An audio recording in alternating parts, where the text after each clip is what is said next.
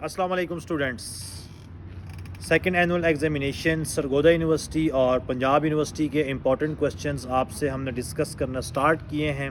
कुछ सब्जेक्ट्स के आपसे हम डिस्कस कर चुके हैं और कुछ के रिमेनिंग हैं। आज जिस सब्जेक्ट्स के इम्पोर्टेंट क्वेश्चन हमने आपसे डिस्कस करने हैं वो है बीकॉम पार्ट 1 के इकनॉमिक्स। काफ़ी इम्पॉर्टेंट सब्जेक्ट है और काफ़ी ट्रिकी सब्जेक्ट्स है जिसको पास करने के लिए काफ़ी पापड़ बेलने पड़ते हैं। लेकिन जब आप हमारी ये वीडियो मुकम्मल देख लेंगे और जो गिने चुने क्वेश्चंस हम आपको बताएंगे, अगर वो आपने प्रिपेयर कर लिए तो ये पेपर पास करना आपके लिए बहुत ही आसान होगा। तो अगर आप चाहते हैं कि आप इकनॉमिक्स बीकॉम पार्ट 1 का पेपर पहली बार में पास करें तो ये वीडियो आपने एंड तक लाजमी देखनी है। और अगर आप फ़र्स्ट टाइम हमारे चैनल पर आए हैं तो चैनल को सबसे पहले सब्सक्राइब कर दीजिए। और अगर आप रेगुलरली हमारी वीडियोस देख रहे हैं तो आपको आइडिया होगा कि हमारी लेवल ऑफ़ क्वालिटी क्या है, तो लाइक भी कर दीजिए। अब हम चलते हैं इंपॉर्टेंट क्वेश्चंस की तरफ। सबसे पहला इंपॉर्टेंट क्वेश्चन जो है वो चैप्टर नंबर 1 में से है। इसमें आपके पास इकनॉमिक्स की डेफिनेशंस हैं और 3 डेफिनेशंस हैं बेसिकली।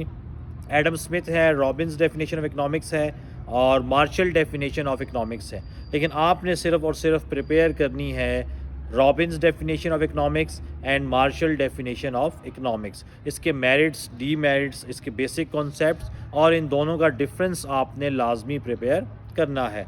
पंजाब यूनिवर्सिटी हो या सरगोदा यूनिवर्सिटी हो, दोनों के पॉइंट ऑफ व्यू से ही बहुत ही इंपॉर्टेंट क्वेश्चन है। स्पेशली इन दोनों का डिफरेंस वो काफ़ी दफ़ा पूछ चुके हैं। तो question number 1, chapter number 1, Robbins definition of economics and Marshall definition of economics and इन दोनों का डिफरेंस, ये आपने प्रिपेयर करना है।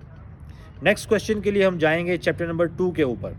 वहाँ पर 3 लॉज हैं basically: law of diminishing marginal utility, law of equi marginal utility and indifference curve. इन तीनों लॉज में से एक लॉ तो कंपलसरी है, चाहे सरगोदा यूनिवर्सिटी की बात कर लें चाहे पंजाब यूनिवर्सिटी की बात कर लें। सेकंड एनुअल एग्जामिनेशन की एक लॉ तो कंफर्म है, सरगोदा यूनिवर्सिटी में एक की बजाय 2 लॉज भी वो पूछ सकता है।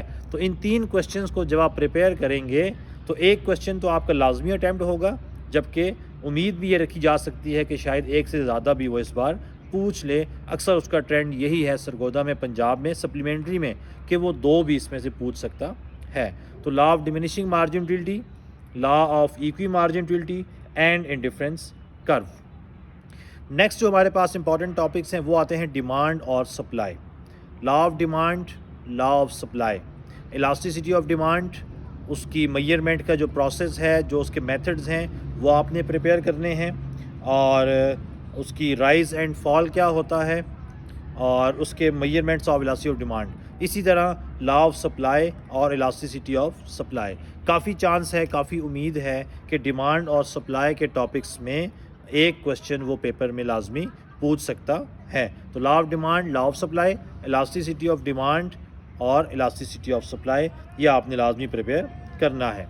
उसके बाद आपके पास आता है लॉ ऑफ वेरिएबल प्रोपोर्शन।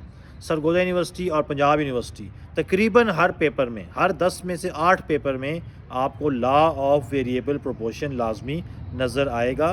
तो इस क्वेश्चन को भी आपने किसी सूरत छोड़ना नहीं है, लाजमी अटैम्प्ट करना है। उसके बाद है नेशनल इनकम। नेशनल इनकम वाले चैप्टर में से भी एक क्वेश्चन लाजमी आएगा। अब इसमें टोटल हैं ही 3 क्वेश्चन बेसिकली। नेशनल इनकम है, इसके कॉन्सेप्ट्स हैं, जीडीपी है, जीएनपी है, एनएनपी है और टोटल इनकम है, डिस्पोजेबल इनकम है। ये कॉन्सेप्ट्स आपने प्रिपेयर करने हैं। दूसरा इसमें है मेजरमेंट ऑफ नेशनल इनकम।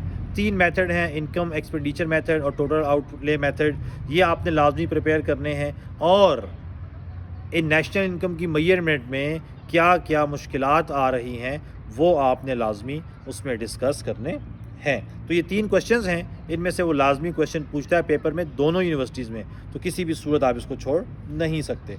उसके बाद कैनन ऑफ टैक्सेशन है, टाइप्स ऑफ टैक्सेस हैं, उसमें आप direct tax, indirect tax, proportional tax, progressive taxation, regressive taxation आप कर सकते हैं। इन सब के मेरिट्स और डीमेरिट्स भी आपने लाजमी प्रिपेयर करने हैं। उसके बाद ज़कात और टैक्स का डिफरेंस है और इम्पोर्टेंस क्या है ज़कात और टैक्स की। तो ये जो ज़कात और टैक्स वाला पोर्शन है ना, टाइप्स ऑफ टैक्सेस हो गए, कैनन ऑफ टैक्सेशन हो गया, मेरिट्स डीमेरिट्स हो गए, डिफरेंस बिटवीन टैक्स एंड ज़कात है और इम्पोर्टेंस है। इस पूरे टॉपिक में से वो 2 क्वेश्चन लाजमी आपसे पूछता है। एक उसका ताल्लुक टैक्स के साथ है और एक का ताल्लुक ज़कात के साथ होता है। उसके बाद आपके पास पब्लिक फ़ाइनांस और प्राइवेट फ़ाइनांस का क्वेश्चन है, perfect competition, micro and macro economics, budget line, consumer equilibrium और Ricardian theory of rent. Sargodha university के बच्चों के लिए आसानी है, एक उनके लिए डेफिनेशंस का क्वेश्चन है कंपलसरी और एक उन्होंने क्या करना है, डेरिवेटिव करना है।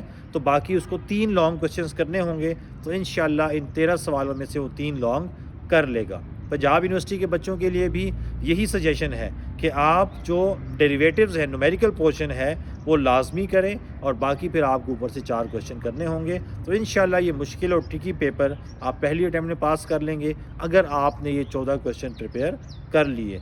तो best of luck for the exams, और पेपर देने के बाद कमेंट्स में लाजमी बताइएगा कि ये वीडियो आपके लिए हेल्पफुल थी या नहीं थी और हमारे गेसेस में से आपके कितना पेपर सॉल्व हुआ है। Wish you best of luck. इंशाल्लाह अगली वीडियो में आपसे मुलाकात होगी। अल्लाह हाफ़िज़।